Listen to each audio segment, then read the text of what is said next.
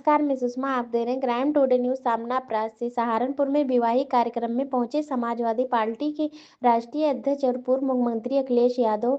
Deputy CM Brajesh Pathak की भीमराव अम्बेडकर पर टिप्पणी के बाद जमकर बरसे अखिलेश यादव। बाबा साहेब भीमराव अम्बेडकर का योगदान इस देश के संविधान को बनाने में और जिसमें सभी को सम्मान मिलता है, लेकिन आप देखिए उनके सम्मान में किस तरह से भाषा का इस्तेमाल हुआ है।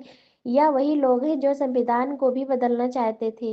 यूपी के सीएम की भाषा शैली पर उठाए सवाल, बोले सीएम जी को भाषा शैली है, डेमोक्रेटिक नहीं है और सम्मान की भाषा नहीं है। आप देखिए उनके सम्मान में किस तरीके से भाषा का इस्तेमाल हुआ है।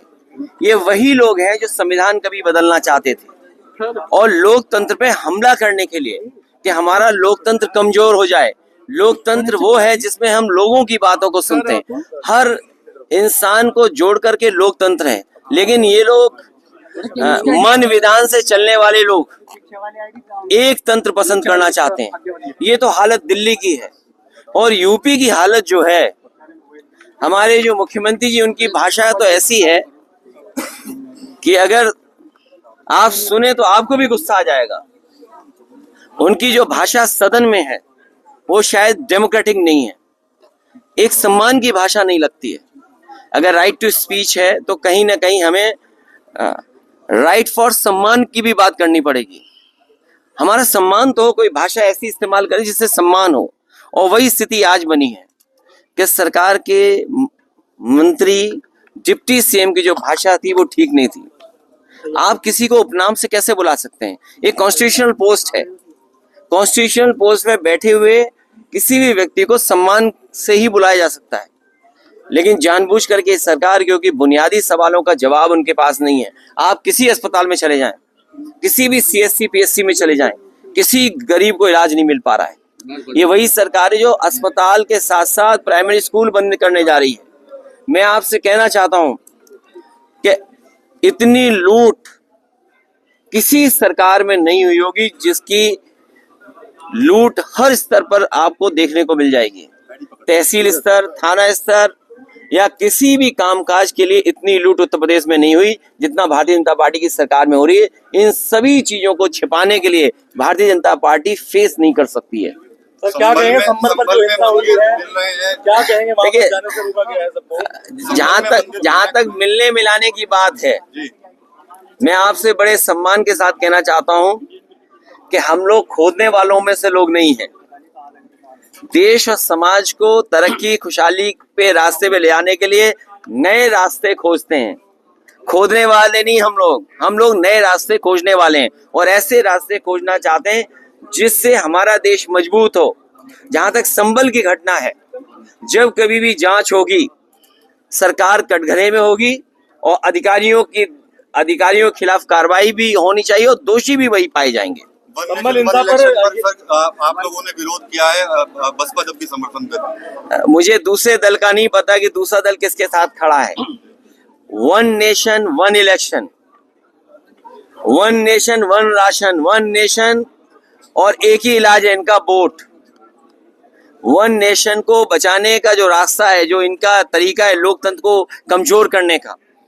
हमारी रीजनल पार्टियों का अपनी वैल्यू है। रीजनल जो प्रदेश बने थे वो कहीं ना कहीं सूझबूझ के साथ बनाए थे। हमारी आइडेंटिटी है और लोकतंत्र में हमारी आइडेंटिटी बची रहे और लोकतंत्र और मजबूत है, इसलिए फेडरल सिस्टम है। लेकिन ये लोगों की सुनना नहीं चाहते हैं, केवल अपनी सुनाना चाहते हैं। ये संविधान से नहीं, मन विधान से चलना चाहते हैं। ये लोकतंत्र नहीं, एक तंत्र चाहते हैं कि एक तंत्र हो, एक का फैसला हो, वही सब माने। अखिलेश जी, क्या कहेंगे जिस प्रकार से इजराइल और फलस्तीन को लेकर भी विधानसभा में एक बात चल रही है? कल सीएम भी उस पर बोले हैं, उन्होंने बताया 6000 जो युवा है वो इजराइल में नौकरी करने के लिए गए। क्या यूपी में नौकरी नहीं रही है? देखिए, हमारे मुख्यमंत्री इस बात को गर्व मान रहे हैं कि गरीब बच्चे वो अपना घर परिवार छोड़ करके, अपने सगे संबंधियों को छोड़ करके, अपने घर गांव खेत छोड़ करके, और सोचिए इजराइल में न जाने किन परिस्थितियों में क्या नौकरी कर रहे होंगे। किसी कोने में आप चले जाएं, लेकिन जो घर में रोजगार नौकरी कर करके सम्मान आप पा सकते हैं वो दूसरे कोने में नहीं पा सकते हैं। और सरकार अगर यही गर्व करती है तो जितने बच्चों को नौकरी दिलाई है उन बच्चों की सूची जारी करें और सूची जारी करते समय ये भी सरकार बताए कि वो बच्चे किस तरह का काम वहाँ कर रहे हैं और किस तरह का काम उनसे लिया जा रहा है। बांग्लादेश के हिंदुओं पर सभी पार्टियां मौन है, आप क्या कहना चाहेंगे इस बारे में? कोई पार्टी मौन नहीं है, पूरा देश ने जान लिया ये सरकार बहुत कमजोर है, पूरे देश ने जान लिया है।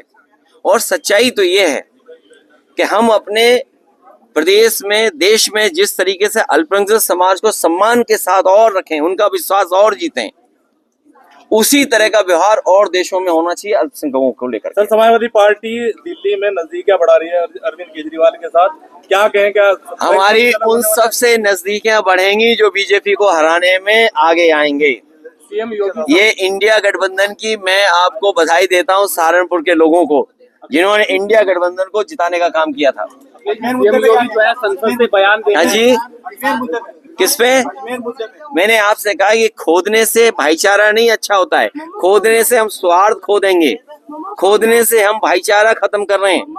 और प्लेसेस ऑफ वर्शिप एक्ट जो हमारा कानून है, तभी तो हम और आप सबसे ये चर्चा करते थे कि भारतीय जनता पार्टी के लोग संविधान पे नहीं चलना चाहते हैं, ये लोकतंत्र पे भरोसा नहीं करते हैं, एक तंत्र पे भरोसा करते हैं। मुख्यमंत्री जी ने कहा योगी आदित्यनाथ ने कि समाजवादी और कांग्रेस का तलाक होने जा रहा है, इसके बारे में क्या ख्याल है? उन्हें क्यों इस बात की चिंता है? उन्हें किस बात की चिंता है? मेरा कुछ चुनाव में मुख्यमंत्री जी ने कहा। वैसे हालांकि इतने कैमरों के सामने वो बात नहीं कह सकता हूँ जो मेरे मन में आई बात कहने की, सीएम योगी लगातार वो बात आप समझ गए होंगे। क्या मानते हैं? उन्हें क्या लेना देना शादी किसकी हो रही है, कौन शादी में नहीं शामिल हो रहा है, कौन किसके शादी में शामिल होने जा